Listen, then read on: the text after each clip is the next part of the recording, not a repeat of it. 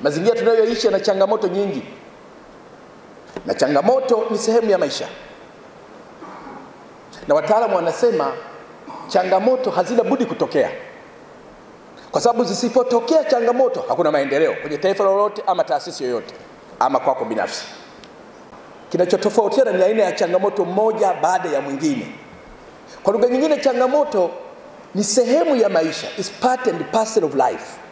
Kikubwa katika changamoto ni kukabili, kuitatua hiyo changamoto. Kila inapotokea changamoto tuitatue, tuikabili na tuitatue.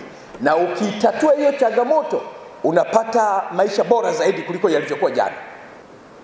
Mustakabali wa uhandisi wa Tanzania sio kwa wataalamu wa kigeni au teknolojia za kigeni kuingizwa katika taifa letu.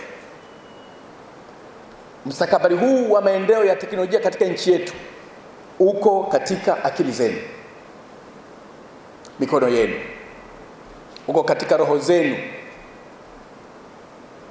uko katika nguvu yenu ya kibunifu na ya kiujasiriamali. Ni ushiriki wenu ninyi wenyewe unaleta mustakabali huu wa maendeleo katika taifa letu. Kwa hiyo kila unapotembea ukiwa nyumbani, fikiria maendeleo ya teknolojia katika nchi yetu yako mikononi mwenu. Wala msiwe na mawazo kwamba maendeleo ya teknolojia yataletwa na mtu kutoka taifa fulani la Ulaya, au mitambo italetwa na mtu. Mitambo hiyo na ubunifu ule uko mikononi mwako.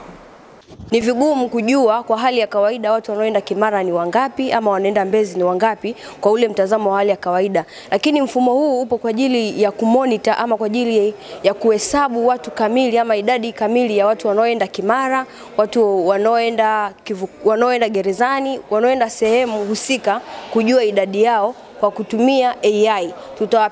Kamera itakuwepo pale mahali ambako watu wanasubiria mabasi. Baada ya pale AI atafanya kazi ya kuhesabu wale watu wanaokuwa wanaonekana kwenye kamera hiyo. Kwa hivyo ndivyo utavyokuwa unafanya kazi. Mfumo ambao unaweza kubainisha na kuonyesha mahala husika ambapo kitu au kifaa kimeanguka kwenye barabara ya kutua na kupaa kwa ndege.